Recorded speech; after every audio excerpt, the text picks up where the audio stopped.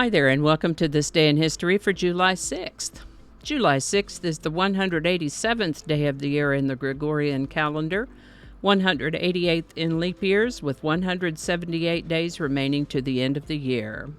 This amazing speck of complicated space dust that we live on, the Earth, is closest to the Sun at perihelion, usually a couple weeks after the December solstice, and farthest from the Sun at aphelion, a couple weeks after the June solstice.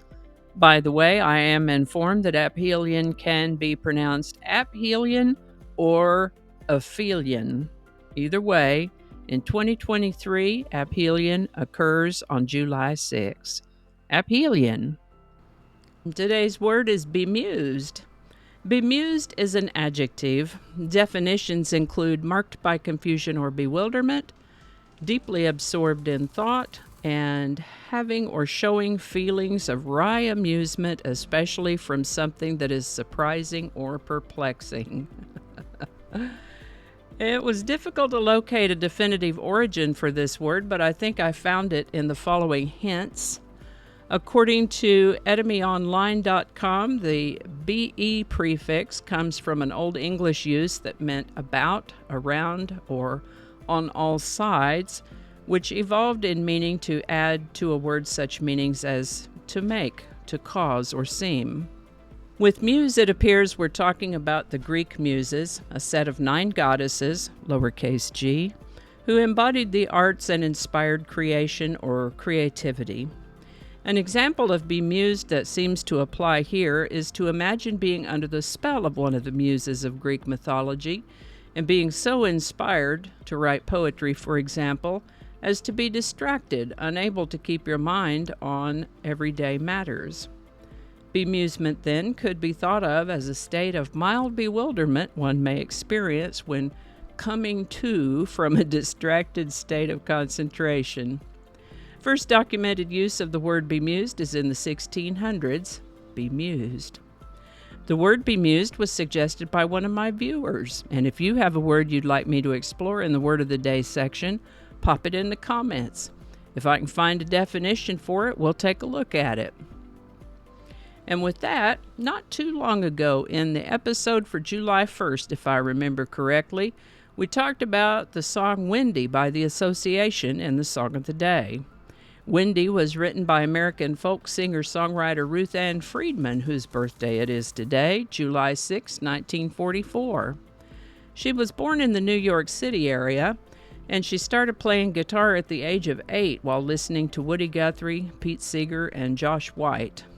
Her family moved across the country to the Los Angeles area when she was 10, and that move left her feeling a little alone and isolated. She began playing the guitar in her room. She did well enough to appear on a television talent show at the age of 12. In high school, her musical adventures put her in the company of Hoyt Axton and others. She spent a few years on the road, living on what she made as a musician, and somewhere along the way, she wrote the song Windy, which found its way to the Association, and the rest, as they say, is music history. Back to Ms. Friedman, though, the cares of the world tugged on her sleeve in the early 70s. She stepped out of the music biz, got married, raised a family, ran a stationery company for about the next 30 years. In 2006, her album Constant Companion was reissued, reviving interest in Ms. Friedman and her music.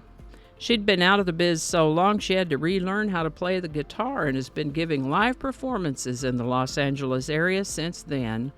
Ruth Ann Friedman. Happy birthday, ma'am.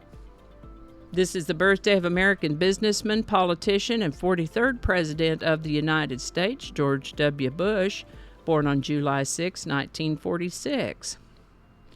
This is going to be a short one today, and before we get on to the song of the day, let me say that I'll include a link to a previous episode for July 6, just in case you'd like to see what else I might have talked about in a previous episode for this date.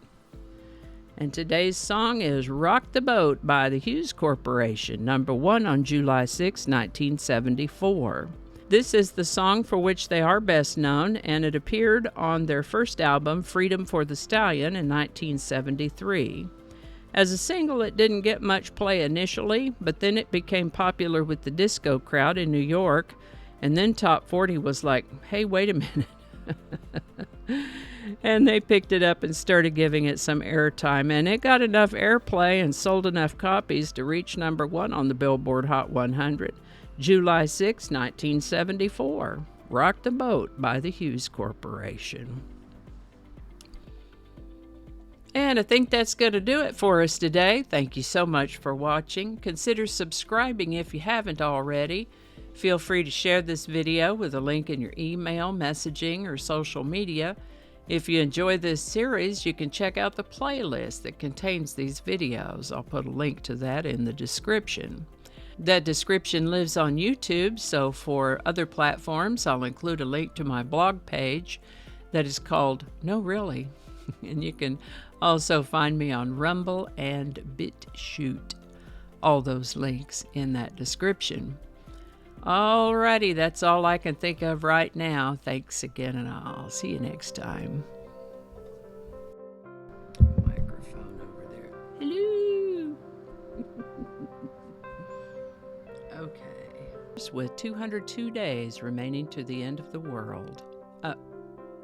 End of the year. Please, not the end of the world. 202 days remaining to the end of the year. Let's read that one again. Yep, it is. That's what it's called. All right. Third time better be a charm.